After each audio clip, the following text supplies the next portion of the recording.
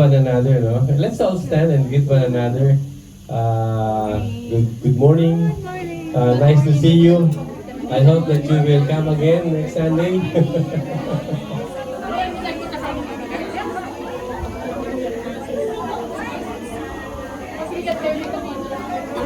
Praise the Lord. Yung mga bisita natin, ano yung for the first time, why don't you greet them?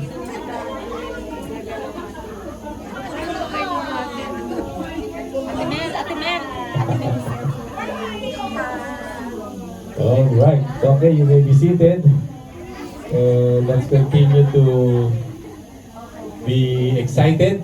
Are you excited? Hallelujah. Yeah. So I'm really always excited sa umagang ito na makita ko kayo lagi, di ba? So next Sunday, wala kami. Next Sunday ulit, December 14 will be. So almost every other Sunday, we are here in KL to be blessed, no, sa inyo na pag nandito kami, we are really blessed with my wife, Merlene. Di ba?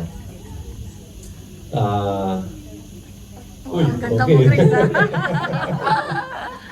Okay, if you have your Bible, meron pa kayong mga Bible? Dala? Itaas natin yung ating Bible.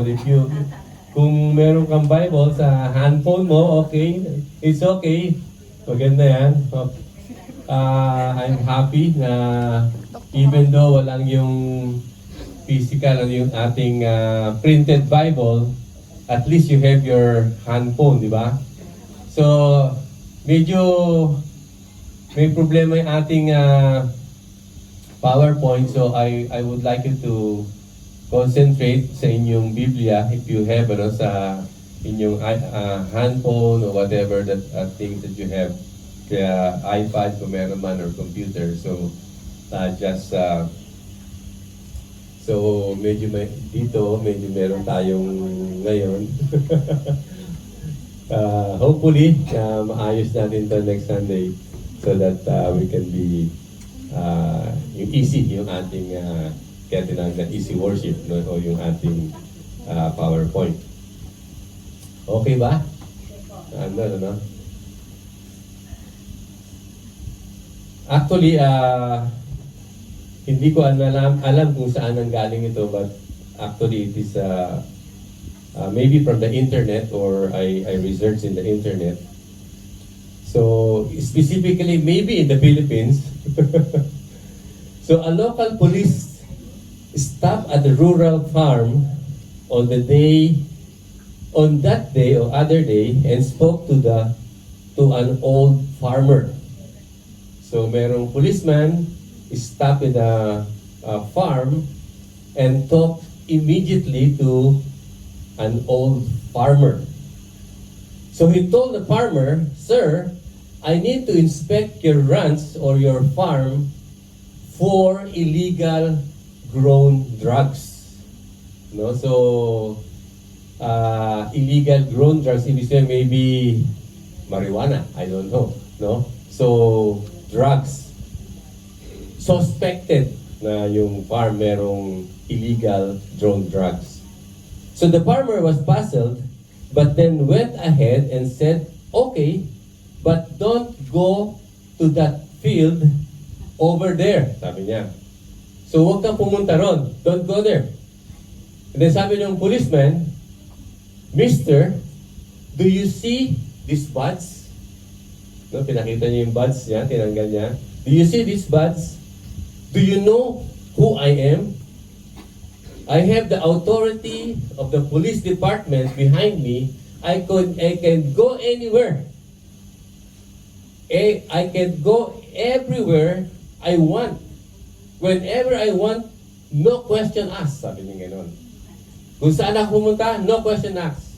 No answer given. Am I clear? Sabi niya gano'n sa old farmer. So the old farmer nodded politely and went to his farm to continue digging something, farming and everything. So a few minutes later, he heard a loud voice screaming and see the policeman running for his life. and running and shouting, "Help! Help!" Sabi niya, and in his, sa likod niya, and closely, the bull, the big bull, o yung toro, was gaining ground on the policeman, shouting. Sabi niya, "Help! Help!" Nakita niya na andun yung yung bull, hinahabol siya. "Help! Help me! Help me! Someone help me!" The bull is running after me. And then the farmers, sabi ng farmer, umakyat yung farmer na ganon, at binagsak niya yung kanyang gamit. And then sa pen, sabi niya, yielding, sumisigaw siya on top of his voice, "Please, please, please, policeman, show to the bull your badge." Show to the bull your badge. I wonder if, ano nangyari, no? So, whatever, no? Kung ano man yung nangyari, the policeman actually in trouble. So sometimes we are not aware that sometimes we think that yung badge natin matter more, di ba? Minsan pinapakita natin, ito yung badge ko eh. Mahalaga to. Tignan mo. Ganyan, di ba? So, we flash our badge, we display our credentials, di ba? So sometimes when we want our life be matter to other people, or we want our life more important to other people, sometimes we show our credentials, we emphasize our resume, di ba? Kamukha ni Goliath, di ba? Last Sunday ago ba yan? Last Sunday, di ba? Si Goliath, di ba? So pinakita yung resume niya, full battle gear, everything. So sometimes we want our lives to matter to other people, or sometimes we want to be important to other people by showing our resumes, credentials. I think hindi naman masama yun, no? Di ba? Na we show our credentials, we show our resume, we fight for the best sa ating buhay. So we clamor to get on top, di ba? We want to be the boss, di ba, sa ating buhay. So hindi masama yun, no? I think yun ang gusto natin eh. Significance, di ba? So, whatever we do, we take everything so that we will be on top of other people. So, we pay attention sa ating sarili. I am number one, I am the best, I am the most successful and the most powerful person in this world. Di ba? Matindi, no? So yun ang, maaaring ganun eh, di ba? Show, pakita mo yung badge mo, di ba? I'm the most powerful person in this farm. I can survey, I can look around and see whatever is in problem here in this farm. So we announce everything, we announce our credentials. I think nothing, walang mali doon, no? Walang pagkakamali. So this morning we will be studying in 2 Corinthians chapter 12 verses 1 and follows. So I would like to find out, or I would like for us to understand how God see our lives that matters. So in 1 Corinthians chapter 12 verses 1 to 7, o yung binasa natin kanina, it's more on, sa Tagalog, paano nakikita ng Diyos kung ano yung mahalaga para sa atin. Hindi yung ano yung mahalaga para sa iyo. So, I think it's totally different. So, how God see our lives that matters. Not how we see our lives that matters. No? Hindi yung, ito yung gusto ko eh. This is what matters to me. Hindi yung what God see our lives matters. So what does God say about strength? No, in 2 Corinthians chapter 12, is about asking, what does God say about strength, power, success in our lives? So remember, the 2 Corinthians is all about Paul defending his apostleship. There are people criticizing Apostle Paul about his being an apostle. So may criteria. Sa Acts chapter 1, Acts chapter 2, makikita natin na to become an apostle, you see Jesus personally. You are in the ministry during that time. So you witness how the Lord ministered to other people. And you are personally called by the Lord. So si Apostle Paul, maybe during that time, wala pa siya eh. No? Hindi pa siya naandon, hindi pa niya nakita ang Panginoon. So those people in 2 Corinthians, his letter, there are people who are questioning his being an apostle of the Lord Jesus Christ. This issue of making life matters is a very, very crucial one in the life of Apostle Paul. How will Paul assert his strength and power to his critic, and how he will tell them that his life matters and they are to respect him na andon? Maybe in 2 Corinthians chapter 12, the answer is not what we expected. How Paul expressed himself, I'm his power, his strength, and his theological understanding about being important to God. So the answer might not be what we expected in 2 Corinthians chapter 12. In verse 1, sabi ni Apostle Paul, if we will understand his theological understanding about defending himself as an apostle of our Lord and Savior Jesus Christ, in verse 1, sabi niya, I must go on boasting, or I must not go on boasting. So maybe yung chapter 1 hanggang chapter 11 na andun na yung criticism, andun na yung answering yung ano man yung mga problema during that time, and naandun pa yung mga critics niya, criticizing him as is not really an apostle. So, I must go on boasting, sabi niya gano'n. Magpapatuloy ba ako sa pagmamayabang, sabi ni Apostle Paul? Do I need to continue on boasting on myself? Sabi niya. So, though there is nothing to be gained by it, so wala namang makapala eh.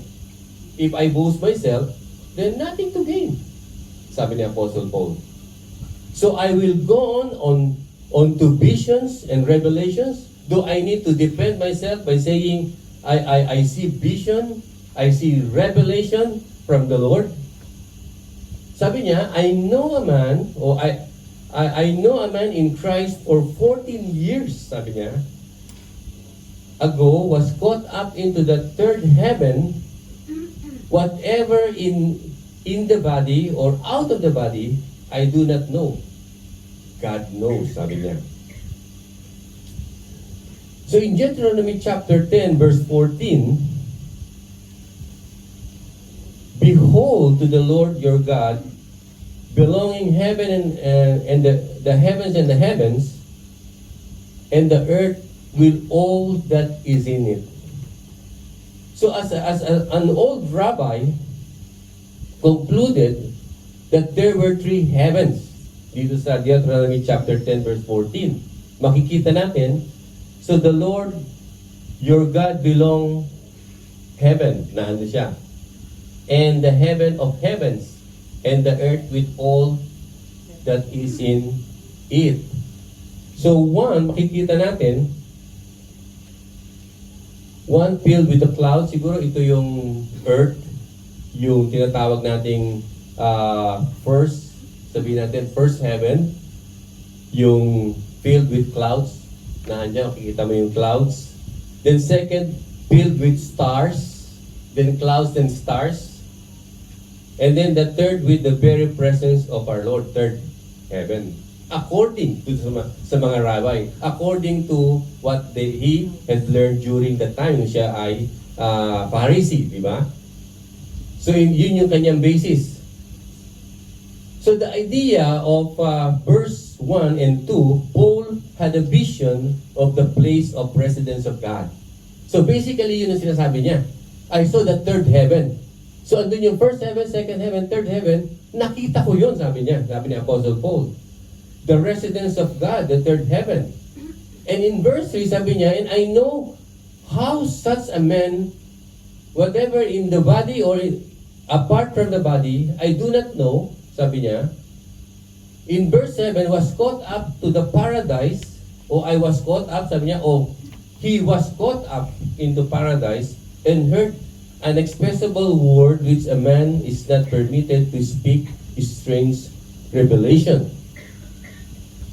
So the idea of verse 3 and verse 4, Paul not going to tell us or them anything about it.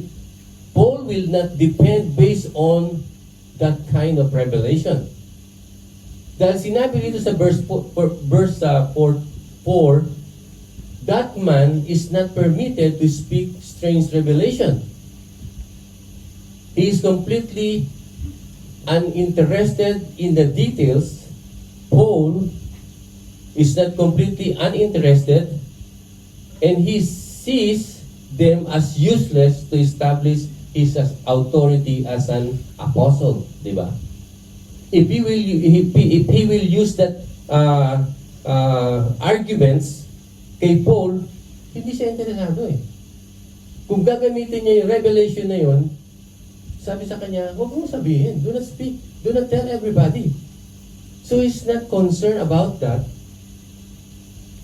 If you will see in this, in verse 1, nothing to gain. If I will use this kind of revelation that this man went to heaven and experienced paradise and experienced the very presence of God, to Paul, is useless. And actually in verse 2, Paul uses third person to describe as being caught up into heaven in verse 2. That man, sabi niya. So third person, sinabi niya na merong lalaki, there is a man caught up in paradise. A man caught up in heaven na andun, di ba?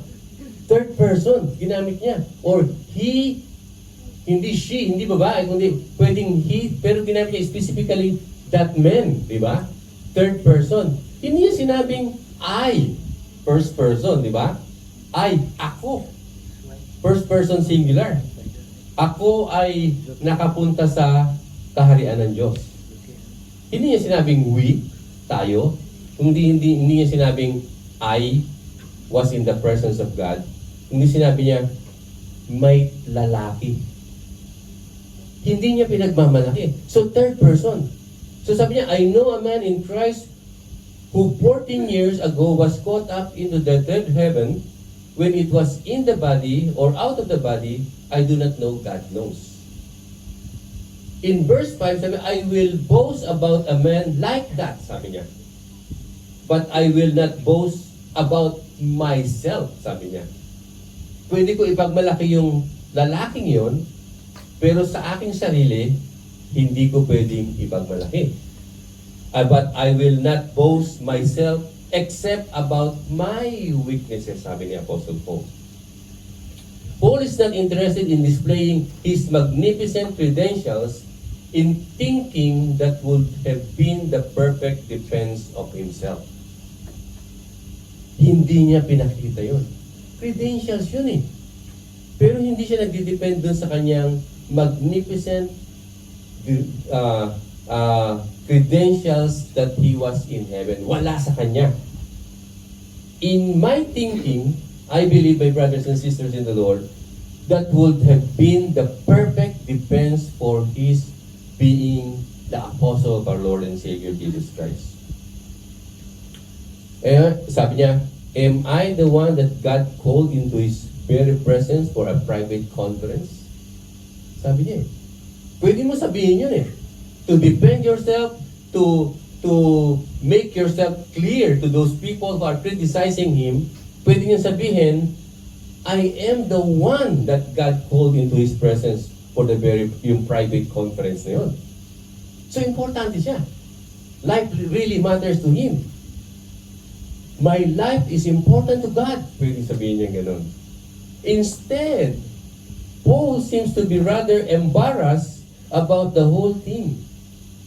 Instead of defending himself about those issues, those important matters into his life, Paul was really embarrassed with that kind of arguments. He is clearly not going to boast his experience, and that is not how he makes his life matters. Paul would rather talk about something else in verse 5, sabi niya. Instead of boasting his experience in his life, in his experience witnessing the very presence of God, instead in verse 5, on my own behalf, I will not boast except in regards to my weaknesses. Ibang klase, no? Imbis na ipagmalaki niya yung kanyang mga credentials, imbis na ipagmalaki niya yung kanyang mga na-witness, revelation, nakita ko ang anghel ng Diyos, nakita ko ang Diyos personally, actually no one see God, di ba? In the Old Testament, if you see the face of God, you will die. Pwede niya ipagmalaki yun. I'm in the presence of God, I'm in paradise, pero sa kanya, that's nothing. Instead, in verse 5, on my behalf, I will boast not except in regards of my weaknesses. Ipagmamalaki mo ba yung kahinaan mo? Are you boasting your weaknesses? A weakness ko yung babae. Ganyan, no? Sabi ng mga kalalakihan. A weakness ko yung pera. Hindi mo sasabihin yun. Di ba? I don't know kung sasabihin nyo kung ano yung weakness nyo, di ba? Sasabihin mo, oh, mahilig akong kumain, di ba? Ano, kaya tumataba, ano? Sabi ganyan. So, ipagbabalak mo ba yung kahinaan mo? Si Apostle Paul, sabi niya sa verse 5, on my behalf, I will not boast except in regards of my weaknesses. Pwede mo sabihin, Paul, are you serious? You are not going to put your best? Ibig mo sabihin, Paul, yung weakness mo, ipagmamalaki mo, it is an opportunity to defend yourself. You show your best, your credentials, show your placid resume. Pakita mo yung resume mo na ito yung letter of recommendation, di ba? Meron siyang letter of recommendation to persecute the church and all the good grace that you have. Minsan makikita natin sa Facebook, magna cum laude. Hindi ko naman sinisirahan yung mga nagsasabi ng gano'n, pero naandun makikita natin eh. All those summa cum laude na andun. Proud na proud tayo, di ba? Pero totally, kay Paul is different. Hindi niya pinagmamalaki yung mga bagay na yon, pero pwede niya pagmalaki. Pero instead, sabi niya, I boast regards of my weaknesses. What is wrong with you, Apostle Paul? Make your life matter. You are in the midst of your critics, but you are presenting your weaknesses, Apostle Paul. Yun ang ibig sabihin. Yun sinasabi sa 2 Corinthians chapter 12, verse 1 to 4. What happened? Ano nangyayari? Are you going to do what Paul broadcasted? Your weaknesses? Yung right ahead, naandun.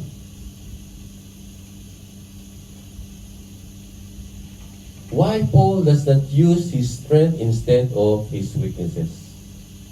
The only information that he let us out is that he had this grand vision in verse 14. Grand vision of God 14 years ago. Yun ang maaaring makita natin. Almost 2 years that he has already in Corinth. So, 14 years na andun siya, nakita niya yung grand vision na yun. Then after 14 years na minister siya sa sa Corinth, and then these people criticizing him, and he never once mentioned his incredible rapture. Maaring na rapture siya during that time, hindi natin alam. It is worth mentioning. Why not? Because God had taught him a lesson on how to make his life matters. Minsan parang gusto natin maging importante ang buhay natin, ipapakita natin yung lahat ng mga nangyari sa ating buhay, pero in that situation, God taught him a lesson in that situation. In verse 7, and this is the lesson, so to keep me from becoming conceited. So instead of boasting about the rapture, instead of boasting, he experienced the very presence of God 14 years ago. The lesson, sabi ni Apostle Paul in verse 7, to keep me from becoming conceited. To keep me from becoming boastful. Yun ang sabi ni Apostle Paul. Yun ang lesson na nakita niya. Proud of oneself, in love with oneself, self-centered, self-admiring. No, pwedeng gano'n eh. So, keep me from becoming proud of myself.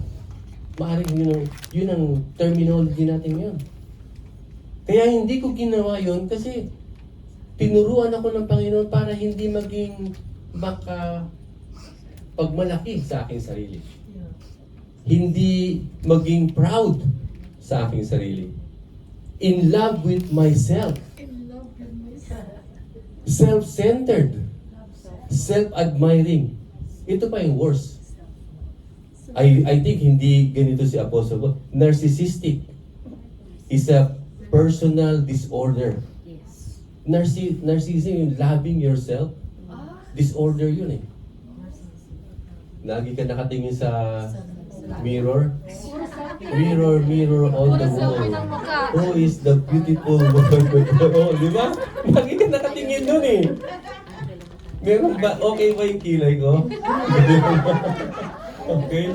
Okay ba yung buko? Mga ganyan, no? So, sana wala rito gano'n, no? Na andun, di ba? So, matindi, di ba? Andun yung lahat. So, that's the exact nature of ating buhay, di ba? Na andun. So, it so happened na andyan. So, there's a thorn in the flesh issue is mas debated na andyan, di ba? So sabi ni Apostle Paul, he says twice, to keep me from becoming conceited, o proud of myself, dahil nangyari, sabi diyan, because of the surpassing greatness of the revelation, a thorn was given me in the flesh, a messenger of Satan to harass me, to keep me from becoming conceited, to becoming proud, doon sa verse 7. Dalawang beses niya sinabi yun, di ba? To keep me from becoming conceited, to keep me from becoming boastful, na andyan. And then, because of the surpassing greatness of the revelation, a thorn was given to me in the flesh. Kanina, sinasabi ni Arlene, na meron siyang turn in the flesh, yung tinik sa kanyang laman, yung ahas, hindi niya malaman kung nasaan.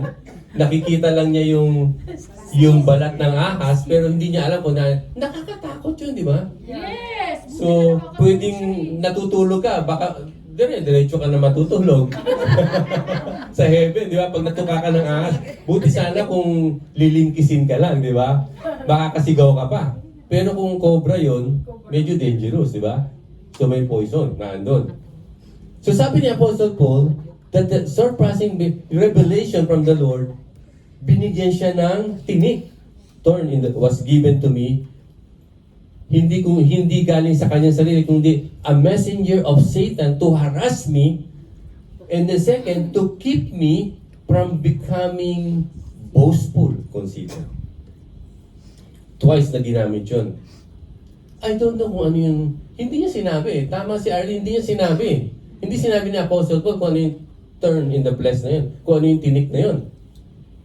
So yung issue is debatable, hindi rin natin alam kung ano, pero sabi ng mga commentaries, ng mga commentators, sabi nila, maybe migraine. Maybe, no, maybe. Debatable. Hindi nga sinabi ni Apostle Paul maybe. Epilepsy, hysteria, gallstone, gout. Siyempre matanda na si Apostle Paul Baka may gout, di ba? Meron siyang rayuma, no? Kaya sumasakit yung kanyang kalamnan. O arthritis, maybe dental infection. O wala naman dentist during that time. Meron physician kasama niya si Luke. Headache, leprosy. Pero hindi naman sinabi doon, sa akin lang, sa akin pananaw, maybe sa isip ko during that time, maybe matanda na si Apostle pa mga 70, maybe prostate sa mga lalaki kasi karamdaman na andun, di ba? Pero personally, hindi natin alam Presumption lang yun ng mga commentators kung ano yung sakit niya. Pero hindi niya sinabi. Di ba? So tanungin na lang natin si Paul sa heaven kung ano yung sakit niya, di ba? So ibig sabihin, hindi siya interesado. Di ba? Hindi siya interested. So Paul was not interested to share to us, pero maybe alam niya. Pero hindi niya sinabi. Maybe he knows kung ano yung turn in the flesh na yun. Because si Luke was with Paul, physician, di ba? He was with Paul sa Acts, di ba? Naano sila, they were together ministering to one another and ministering to the people, sharing the gospel. I think alam ni Luke kung ano yung sakit na yun. Alam ni Paul, pero he was not interested to share to us. Kaya we are presuming kung ano man yung sakit niya. So anyhow, it strikes me as strange that Paul is not very interested about the nature of his thorn. Hindi siya interested kung anong nature, kung anong sakit na yon. Makikita natin, you see, Paul is not interested in pathology of the thorn, di ba? Yung pathology, ibig sabihin, kung saan nang galing yung sakit na yon. Di ba? Pathology means study of diseases. So yung mga doctor, they study yung mga diseases niya kung saan nanggaling. Pero hindi siya interested. Paul is not interested on the pathology of the thorns. He is interested in the theology of the thorn in his life. Hindi niya sinabi yung nature ng turn in the flesh na yon, but he is more interested in the theology of the turn that God has allowed Satan to inflict pain in his life. So to keep me from becoming conceited or boastful because of the surpassing greatness of the revelation, a turn was given me in the flesh, a messenger of Satan to harass me, to keep me from becoming conceited. So there is a turny theology. There's a theology na gusto i-share ni Apostle Paul. And that turny theology is one reason God allows turn in our lives is to keep us from exalting ourselves. That is the one reason why gave Paul a specific turn, sakit sa kanyang puso o tinik sa kanyang puso in order for not him to boast himself. The thorn of suffering is intended to put down our pride. The turn that gave to us, kung ano man yun, whatever tinik ng sa ating buhay, it was given for each and every one of us to put down our being boastful, or to put down our pride in the sight of the Lord. In Proverbs chapter 16 verse 5 tells us, everyone who is proud in heart is abomination unto the Lord. Be assured, God will not unpunish. Oh, God will not go unpunished. Proverbs chapter 16 verse 5. Paul had learned this lesson. He refused to boast. He would not indulge in himself to exalt himself. In verse 5, on my behalf, I will not boast except in regards to my weaknesses. Kung ano man yung mga tinik sa ating buhay, it was given by God not to be boastful, not to exalt ourselves. I think that's really matters to God. Hindi yung magmamalaki tayo. Kung di pag binigyan ka nun, God is reminding you that you need to lie down, put aside your pride. You see all that fancy, high polluting stuff, kung ano man yun, yung mga pinapakita natin, walang problema yun. Nakikita ng tao yung mga shiny badges natin, yung mga credentials natin, revelations, visions. They had walang problema. But in the sight of God, that's really nothing to do with Paul because God was the agent of those glorious experience. Yung talino mo, yung mga badges mo, yung mga credentials mo, yung doctorate mo, your summa cum laude, your grades, your position in your office, walang problema. If you recognize that those credentials comes from God. Hindi pwede. Hindi mo pwede sabihin na sa iyo yun. Eh, paano kung kunin ka ng Panginoon? Di ba yung rich man, di ba, yung pinag-aralan natin? Rich fool, di ba? Sabi niya, I have a great harvest. Then in my vision, I will put a new barn. And all my, ilalagay ko doon yung aking harvest, di ba? Ilalagay niya doon, talagang gagawa siya. Wala siya problema eh. Visionary siya, andun yung advanced yung thinking niya.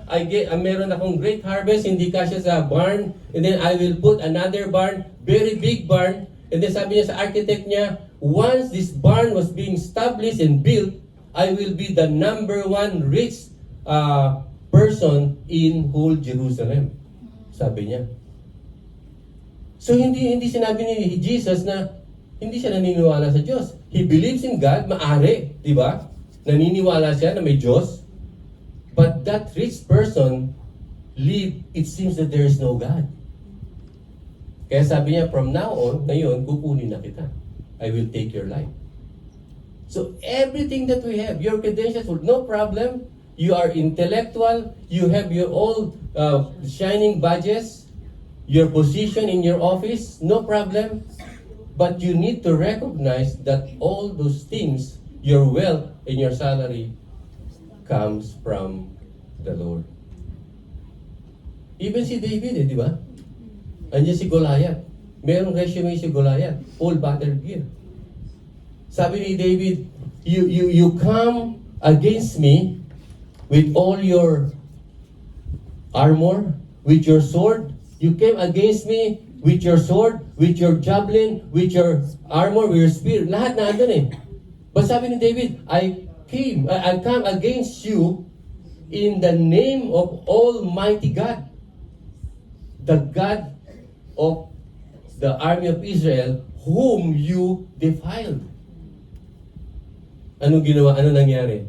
One sling, one stone, flat dead. David. Si Goliath.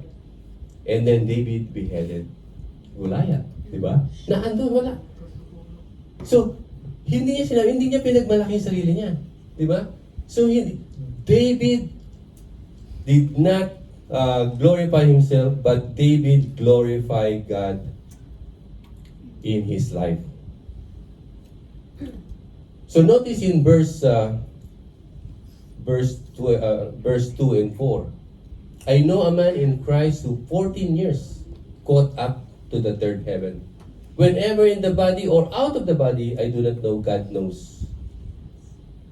Again, how he was caught up into the paradise in verse 4 and heard inexpressible words which it is not lawful for a man to utter in King James Version, and in a man to speak in New American Standard Version. So those divine experience indicate that it is God who is doing the action, and if it is God who is doing the action, He is the agent of those glorious experience. Yung caught up in heaven, hindi si Apostle Paul. Ang Panginoon na andun. Divine experience indicate that it is God who is doing the action. Hindi si Paul. Ang Diyos ang nagdala sa kanya sa heaven. Ang Diyos ang nagdala sa kanya sa lugar na yon. Hindi si Paul ang nagpunta ron. Di ba? So why are we boasting? So why are we going to boast if God is the one doing the blessing and give you that position in life? Di ba? Kung siya ang gumagalaw, bakit tayo magmamalaki? Kung hindi sa kanya, wala tayo. Di ba?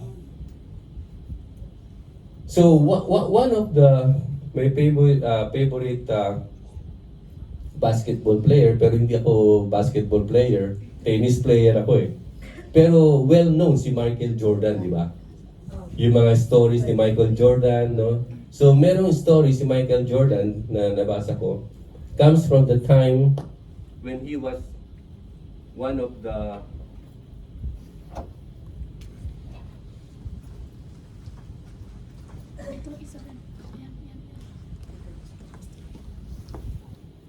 naputol, no? Mike. Medyo, may ako naman okay. May signal. Doon yan. Mic testing, mic test. Mic test. Yeah. Maring connection, ano? Guys, ganun na. Mic test. Medyo mahina, no? Okay lang? Wala. Yan. Try mo, brother. Mic testing, mic test.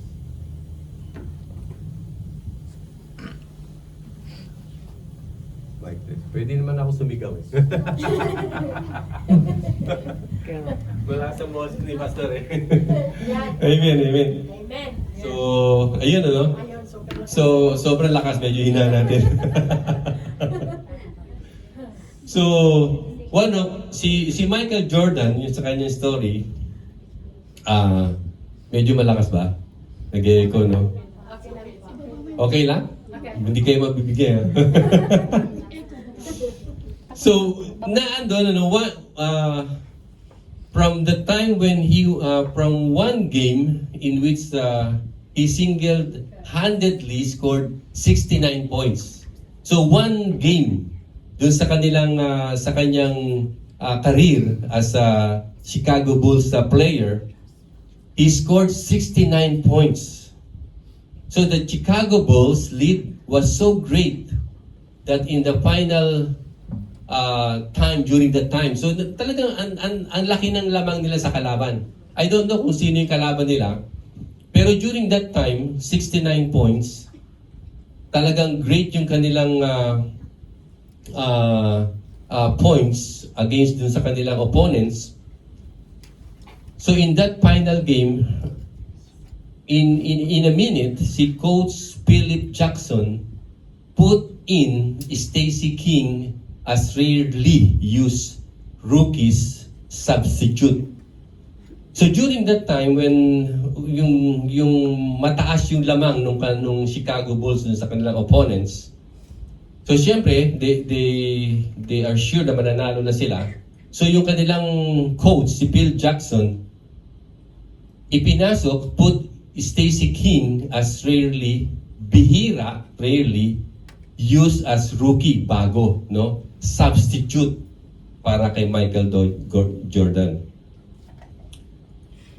So si King then proceed to score two meaningless free throws in the last final minutes several years ago. So ibig sabihin, nakashoot siya, pero meaningless yung kanyang dalawang shoot na free throws noong mga nakaraang taon ng kanilang paglalaban.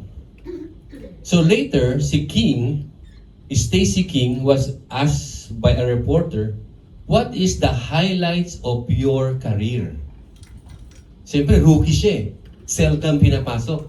Hindi siya masyadong ipinapasok dahil bago, bata pa.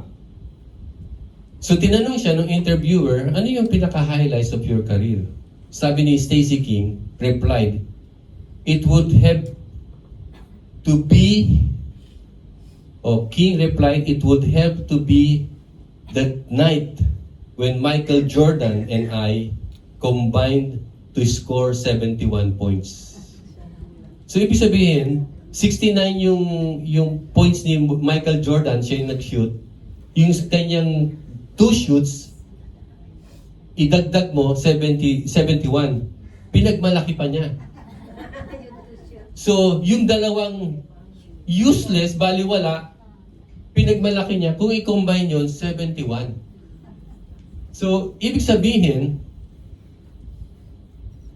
yung meaningless free throw niya, walang kasaysay-saysay doon sa ano, kasi ang laki ng lamang ng Chicago Bulls sa kalaban, pero ipinagmalaki pa niya. Ni AC, sabi niya ganyan. So if God is doing it all, if God is the reason for who we are, and where we are right now, and what we have accomplished, why do we boast?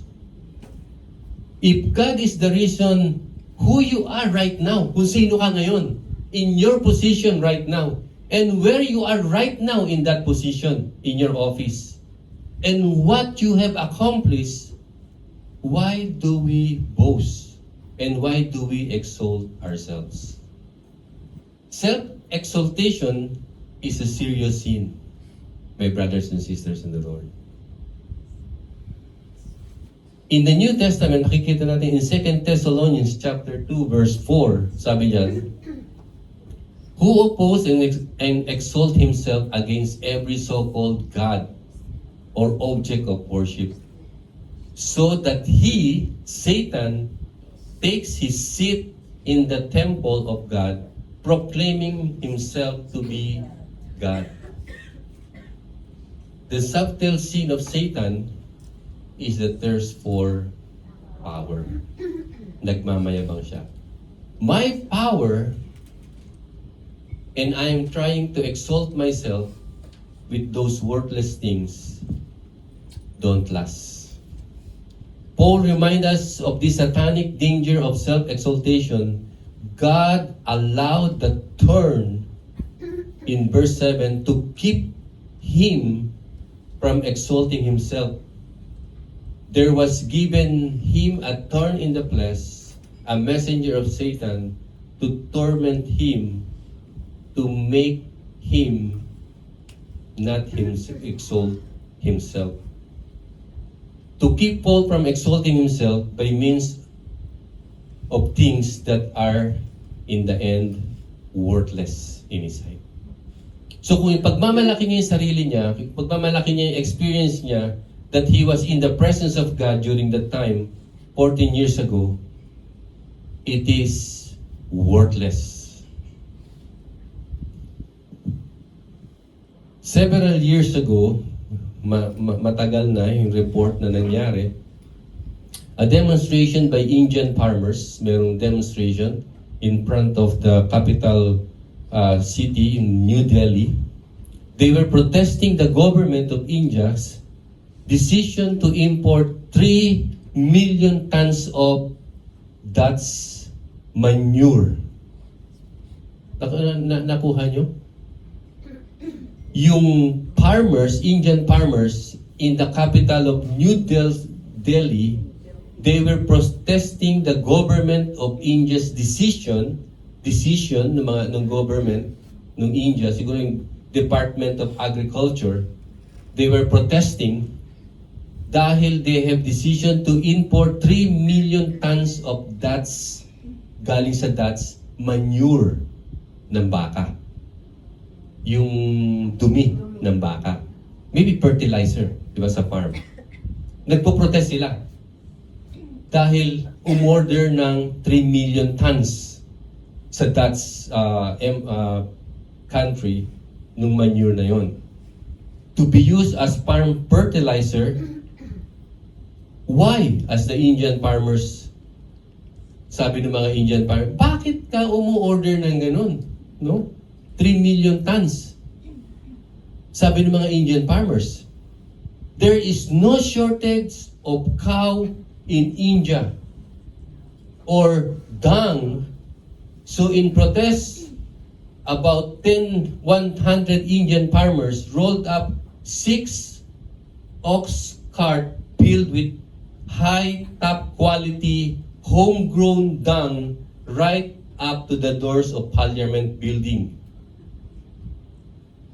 Nakita nila, our dung, yung ating manure ng mga baka, ay mas fertilized pa, mas organic, kaysa dun sa guts. Wala tayong problema sa baka. We have a lot of dung. Bakit kayo mag-i-import? Sabi ng mga farmers. Pero, dung is dung. Di ba? Manure is manure. Di ba? Yung dumi ng baka, pare-pareho lang yun eh. Ano yung pagmamalaki mo? Di ba? Sabi nung, para sa akin, nandun. So, no difference, and why they said that their dung is more better.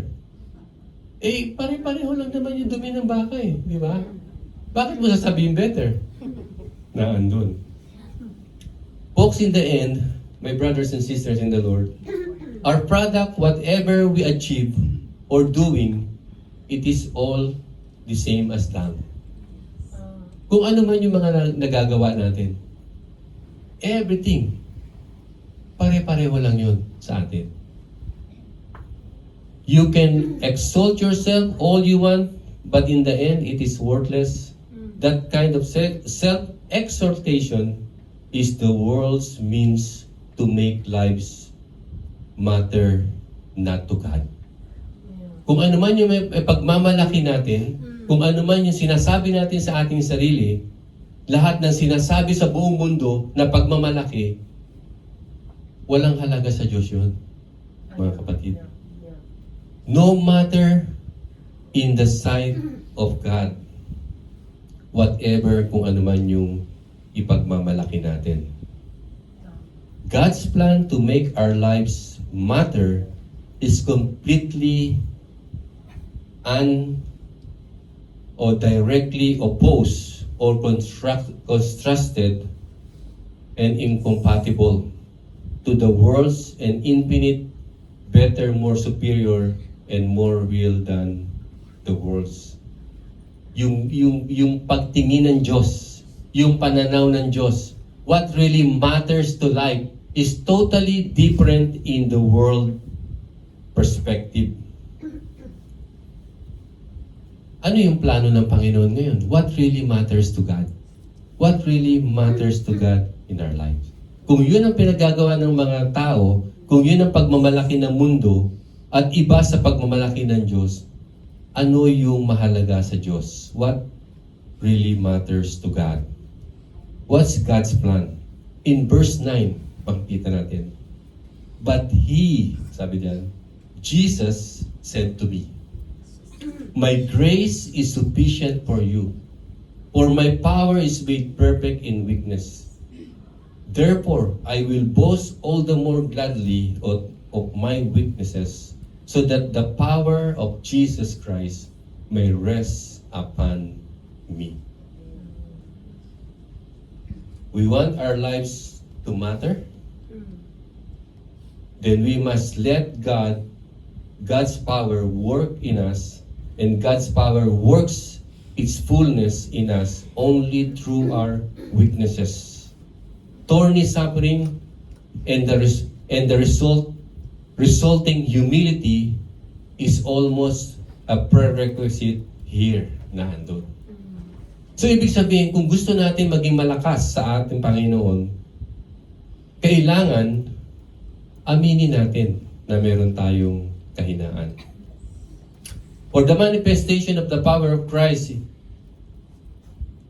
it is as if He is enabling strength will not operate without humility. Ibig sabihin, yung kanyang kapangyarihan, yung kanyang strength will not operate if we are not humble enough before the Lord. Without our confession of our weaknesses, without our recognition of our incapacity, God will not work in our lives. My brothers and sisters in the Lord. Christ's power will be sought and engaged and manifest then only with our lives matter because God exalt, and that's what we are made for. For God's power working through our weaknesses. Sa oras na inamin natin na hindi natin to kaya, sa oras na ipinakita natin that we are humble before the Lord, God's power will work in our lives.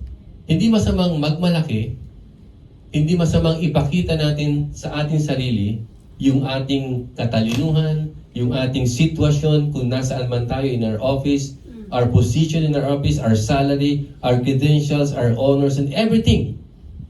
But we need to acknowledge that those things comes from God. I am reminded of myself when in the height of yung growth sa ministry sa University Baptist Church, and then napunta kami doon 1999 sa Bethesda Pasir Ris Mission Church. So yung growth ng ministry very tremendous, no? We minister to sa mga aircraft technicians. Malapit kami sa airport kasi 7 minutes away from the airport sa Pasir Ris. Ito yung Changi Airport, 7 minutes away, Pasir Ris, doon kami nakatira. So the Lord impressed to me na we need to minister to the aircraft technician. Specifically, yun yung target. Sabi ng mga elders, Pastor Chris, I want you to minister to the domestic helpers. Sabi ko, okay lang. Wala akong problema, domestic helpers, whatever. Pero can you give me 1 month to pray? To pray and fast and to pray what God wants me to do. So kung domestic helper, okay lang. Kung mga IT, it's okay. But I want to know kung ano yung specific ministry ng Panginoon. And then finally, after my survey and after praying for 1 month, then the Lord impressed to me, there are a lot of aircraft technicians in that place. Filipino aircraft technician because we are near the airport. Sabi ng mga elders, for so many years we existed, 1996, we existed in this place. We ministered to the ladies, domestic helpers, Filipino domestic helpers, yun ang ministry nila. Then we want you to minister to this Filipina, pero wala sa kanilang isip na marami palang aircraft mechanic na naandun. We are near the airport, sabi nila, nagulat pa sila. So, on that time, during the time 1999 up to I retired, we are continuously ministering to these people together with the ladies and ITs and engineers, mga naandyan, lahat, everything. But we focus on aircraft technicians. And then a lot of families, a lot of people coming to the church, and then naandun. And then if you are the pastor of that time, during that time we are averaging maybe approximately 190 to 200 during that time on the hike. Merong aalis going to another place sa ibang bansa. Then on that hike, yung aming attendants, families, and during that time, hindi lang sila mga OFWs. Most of our members, 90% become permanent residents in Singapore. So, if you are the pastor of that church, yung may lalaking ulo mo di ba? Magiging boastful ka Pero on that height, so that the Lord will be glorified and not me, at the age of 50, 2000,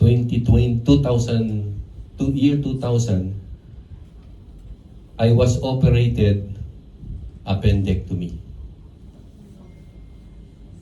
Appendicitis lang yun Pero sabi nung Filipina nurses, sabi niya, Pastor Chris, nag 50-50 ka sa operating room. munti ka ng kunin ng Panginoon. So, hemoglobin 65, pero finally na-raise nila ng 80. So, 50-50. That time, pwede na akong kunin ng Panginoon. Yeah. Kasi medyo lumalaki na yung ulo ko eh. Nagiging mayabang ako eh. Kasi most of the pastors there, puro mga ladies na, domestic helper yung kanilang mga miyembro. Pero ako, mga professionals and talaga mga permanent residents. Pero on that time, pwede na akong kunin ng Panginoon. Year 2000 at the age of 50. And then at 2015, June 11, on that height of ministry, after 5 years, 55 years old, meron akong bypass. Na-bypass ako. Appendectomy, then tinignan yung heart ko, 11 blockades, 11, 99%, 80%. So sabi niya, stent, hindi pwede dahil maliliit yung aking artery. Then, the only solution is to bypass. June 11, 2015, after 5 years. 50-50 na naman ako doon. And then up 2015, 2020 at the age of 60, on the height of my mission, nasa Tanay kami, nagmi-mission kami ni Merlin, my wife. Nandun kami ministering to one of the richest man in the Philippines, B-Boy Enriquez. Hindi ko siya kilala, sabi ko, the Lord impressed to me that I need to minister to the Sabongeros, yung mga cockfighting. So the Lord impressed me, Pastor Chris, is there any pastor who are ministering cockfighters? Sabi ko, Lord, wala. So I want you to go to that place. So after 1 year, 1 year and 6 months, the Lord impressed to me dito sa taong ito. So we went there 2018, and then we talked to him. Sabi ko, you don't know me, I don't know you, but God wants you to know that God loves you and have a wonderful plan for you. So at that time, 2018, after 2 years, nung nagmi-minister na kami, I resigned from Bethesda Pastoralist Mission Church. I resigned, nagpunta kami sa mission sa Tanay. And then at the age of 60, May 1, 2020, I was diagnosed cancer of the colon. Cancer of the colon. So, dito biniyak ako, meron akong operation dito. Ganito na lang kulang eh. Tapos from there hanggang sa may bewang ko, colon naman. So after operation, nilabas ng doktor yung aking colon, meron akong ostomy bag dito. Ostomy bag. So on that high, 2020, May, COVID yun eh. So walang vaccine. So nagkaroon ng lockdown March 15. Then May, 2 months after, andun yung kasagsagan ng COVID. Nagkaroon ako ng colon cancer. In and out kami sa hospital. Pero hindi ako tinamaan. Meron akong ostomy bag. Tapos meron akong hiwa. Sabi ko, Lord, anong nangyayari? Si Apostle Paul, nag-pray siya 3 times eh. Lord, take away this thorn in the flesh. Or 3 times. Hindi tinanggal ng Panginoon. In order para hindi siya maging boastful. Sabi ko, Lord, tanggalin mo na itong sakit ko. Sana huli na ito. Then during that time, nung magmi-mission kami, July 2023. So 2020, after 3 years, magmi-mission kami, medical mission sa Tanay. Together with Pastor Sinon and some members sa GLCC, si Ate Lord nakasama namin and some, yung aking family, magmi-mission kami. While we are preparing, nagpi-prepare kami ng medical mission, June 20, nanghihina ako. Inaatake ako sa puso. Dinala ko sa hospital. Then sabi nung doctor, Mr. De Guzman, we need to make a procedure, ballooning. Dahil after ng chemo, then meron akong ostomy, Nung July, ipinasok ulit nung 2021, ay dinuktong yung aking bituka. And then, after 3 years, because of so many things na nangyari sa akin, yung aking artery na bypass, supposed to be 20 years, lumiit na ulit. And then, kailangan ng stent. 2023, na-stent ako before the medical mission. And then, 1 week after ng operation ko, kinakabahan ako kasi meron akong butas dito sa groin. Sabi nung doctor sa Singapore, if you have that kind of surgery, don't travel by plane. Kasi yung kanyang kaibigan, nag-travel by plane, umutok yung kanyang groin sa ere, namatay siya sa airplane. The same na mangyayari sa akin. After 1 week, lilipad kami. To prepare si Pastor Sinon at saka yung mga workers natin magsasama sa amin doon sa medical mission July 17. Pero tumuloy kami ni Merlin. Then pagdating namin, kinakapa ko yung groin ko rito kung may dugo. Pero wala, praise the Lord, boy pa rin ako na andon, no? So July, bumalik ulit kami, July 17. Then perform ulit kami ng medical mission. And then, 2023 October, we attended, ako yung preacher dun sa leaders retreat ng GLCF, dun sa Malacca, October. Then nakita nung wife ko, before preaching, bago ako mag-preach umaga, nakita niya yung towel ko, may blood. Magpipreach ako sabi ng wife ko, may blood yung yung towel mo. So, 1 hour before my preaching, merong problema yung aking, I don't know, hindi ko alam. God knows. Nagsasalita ako sa inyo, sa mga leaders during that time, 2023 October, na meron akong bleeding. Then after that retreat, nagpunta kami sa Manila for check-up. So yung aking prostate gland may problema, enlargement of the prostate, dehydration, and then yung aking kidney, yung aking creatinine, yung aking kidney, functioning 28% na lang. Muntik na ako dialysis. So after 3 years, from 23% process na ganun, we are praying, Lord, kung gusto mo kong buhay mo, kung hindi, kunin mo na ako. Pero if you want to use me, I'm willing to be used by you.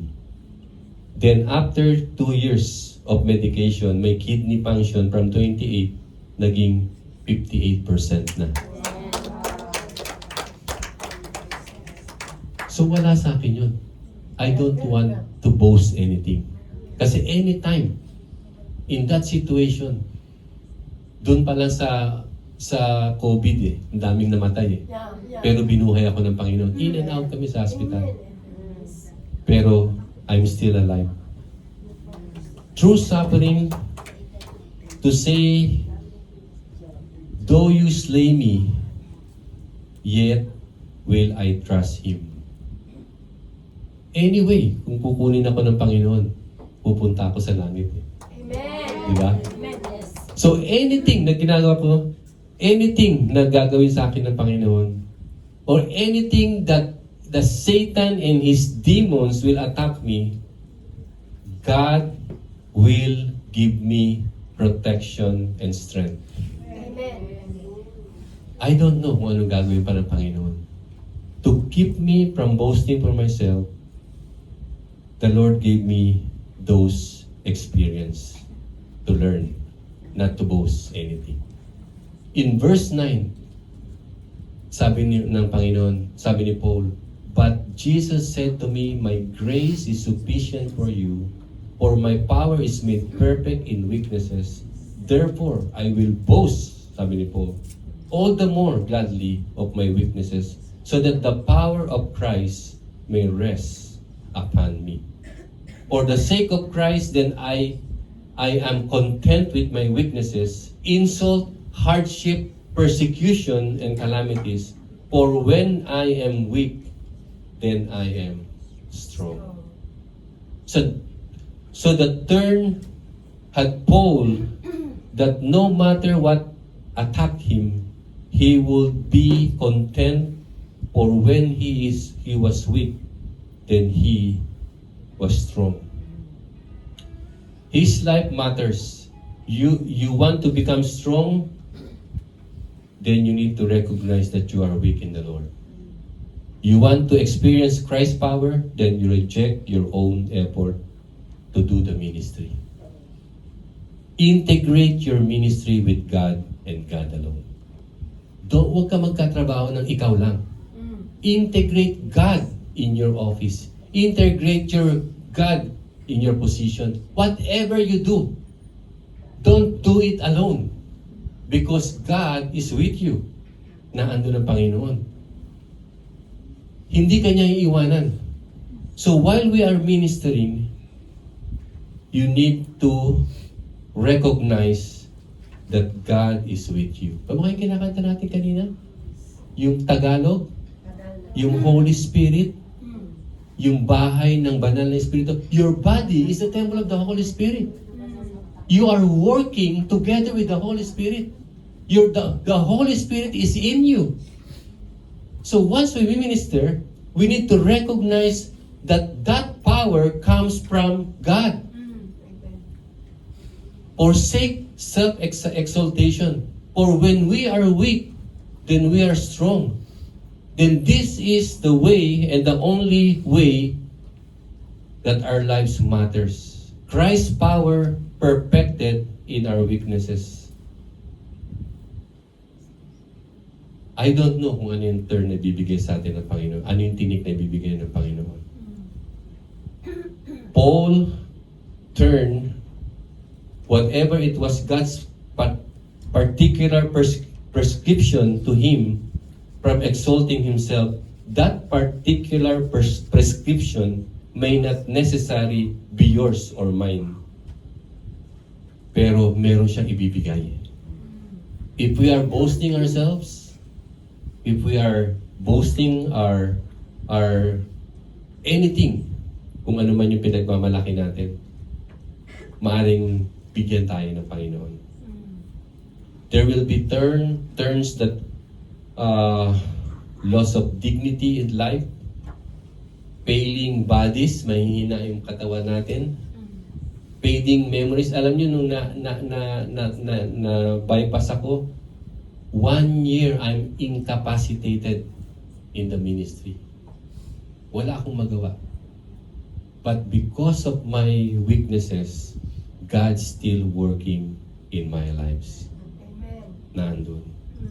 Embarrassment or of diseases, the agony of joblessness, the vulnerability of shaking finances, maaring wala ka ng pera sa bank accounts mo, maaring jobless ka na ngayon, whatever kung ano man yun. You need to recognize na nangyayari sa iyo yun. These indignities turn in the flesh na naandyan, lahat man, all designate allowed by God so that the lesson of humility may be hammered into our lives so that we realize that our self-exaltation is worthless in the sight of God. Because when we are weak, then we recognize we are weak, then Christ's power will be perfected in us. I think this is a call for universal humility. We need to be humble before the Lord. So what do we do if we want to be humble before the Lord? Anong gagawin natin? We need to deplete. Bawasan natin ang hangin sa ating buhay. Para di magutot. Hangin sa labas. Iwasan ang pagmamayabang sa ating buhay. Pasingawin natin yung mga hangin natin sa lobo ng isipan natin, di ba? Kung meron mga hangin, alam ko marami, may mga mahangin na mga Pilipino di ba? Mahangin Pasingawin natin, di ba? Huwag tayo maging mahangin, di ba? So we need to deplete yung mga hangin natin na yan. Yung pahanginan, di ba? Si Rod Navarro lang ang meron nun. Mahangin, di ba? Pero sa atin hindi. Bilang Kristiyano, we need to pasingawin natin. Huwag natin biglang putukin, no? Baka sumabog kayo Unti-unti. Little by little. Shut up. Deplete your dignity. Refrain from calling attention to yourself. Refrain from calling attention to yourself. Look, God did not call us to be sensation. He called us to be servant.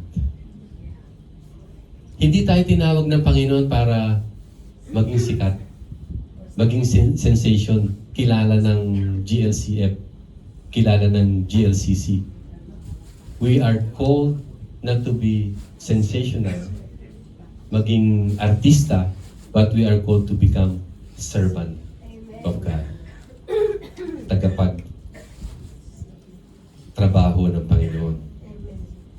Speak up your weaknesses, deplete your dignity by openly sharing your struggle with other people. Minsan mahirap, Anong prayer request mo? Imbis na prayer request, sabi mo, grabe yung mga pagpapala ko. Tama naman, meron di ba? Kaya tanong sa'yo, ano yung weakness mo? Hindi naman yung pagpapala di ba? Ano yung prayer request mo? Di ba? Thanksgiving yung pagpapala Pero pag tinatanong yung prayer request, hindi sasabihin kasi natatakot. Baka pagtawanan siya, di ba? Pero hindi, my brothers and sisters, wag mo. Don't think about that. Acknowledge your weaknesses before the Lord. You ask that, Lord, I can do nothing without you. Nandun. Without you, I can do nothing. So yung young donkey awakened his mind, still savoring the afterglow of what had been the most exciting day of his life. Merong donkey, di ba? Yung donkey. Donkey ba yung yung batang kabayo? Donkey? Di ba sinakyan ng Panginoon yun, di ba? Sinakyan siya. Talagang he is really savoring yung kaganda na andun. Sinakyan siya ng Panginoon. Yung attention na andun. Savoring that very exciting day in his life, yung donkey. He never felt such pride of that pleasure. Jesus has ridden him on his way to Jerusalem, di ba? Take that donkey and I want to ride that donkey. Yung donkey, talagang siyempre, alam niya, Diyos yun No, kahit na hindi siya nagsasalita, nandun, very proud siya na andun. He walked into the town and found a group of people in the well, sa well na andun, and showed himself to them. He said, look at me. Pero the people at the well didn't notice him. They just went about their business drawing water from the well. Nandun siya, lumalakad. Kasama yung look at me. Look at me. Pero yung attention wala sa kanya. Going about their stuff without giving attention, na andun they throw the garment, di ba? Andun yung donkey, nandun ang Panginoon, then they throw yung garment nila, then they throw yung mga palm trees, na andun yung lucky, na andun yung red carpet walking, na andun yung donkey. Tignan nyo, look at me, na andun, lumalakad sa red carpet, garments of people laid down. Describe an action na andun siya. Don't you know who I am? Sabi ng donkey. Pero no one paying attention to him. People just look at him in amazement, and one of them slapped yung kanyang buttocks, yung kanyang puwet, and told him to make move. He is miserable, he talked, he grumbled in secret, in private, he is angry, nagagalit siya. Bakit mo ako pinalo? Walk, maglakad ka. Sabi ng tao.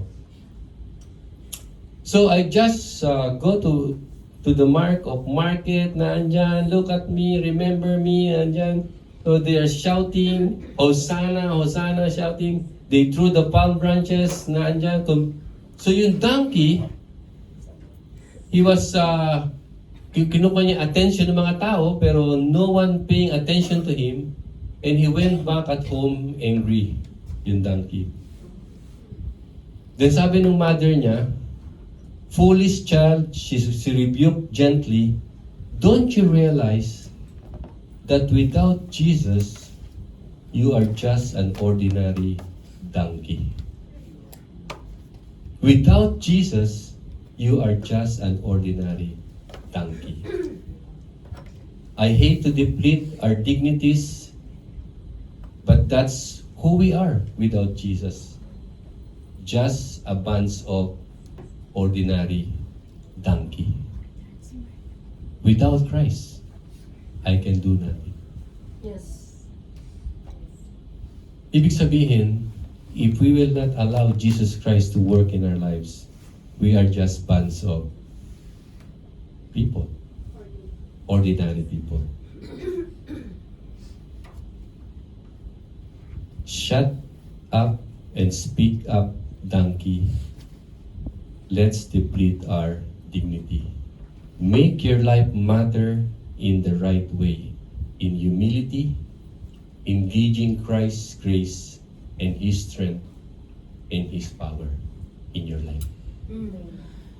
When you serve, involve God. Yes. Because if not, you are just an ordinary person. Without Christ, we cannot do anything. But with Christ, we can do all things. Amen. Let's pray together. Father in heaven, we recognize our weaknesses before you. But we recognize that through that weaknesses, your grace is sufficient to each and every one of us. And we can do all things through Christ, who strengthened each and every one of us to serve and to bring more people, not for our glory, but for your glory. So Father, I pray that you will help us, including me, to totally depend upon you. Because we cannot do this ministry without you. When Paul said, I planted the seed, Apollos watered the seed, but you and you alone can grow the seed and make the seed alive and bear much fruit. We don't have the power to make that seed bigger and bear fruits. You're the only one who can do that. So Father, I pray that you will just use us to plant the seed of your word to other people. Invite them, especially this coming December 21. And we will leave all the resource to your Holy Spirit to convict our friends and our loved ones to know you on that day as we celebrate Christmas and the gift of Christmas that comes from you, our Lord and Savior Jesus Christ. Father, may our all efforts be dependent upon you and our lives totally committed in whatever it takes, in whatever turns into flesh. We will continue to serve you because like Paul, when we are weak, then we are strong. And this I ask and pray in Jesus' name. Amen and amen.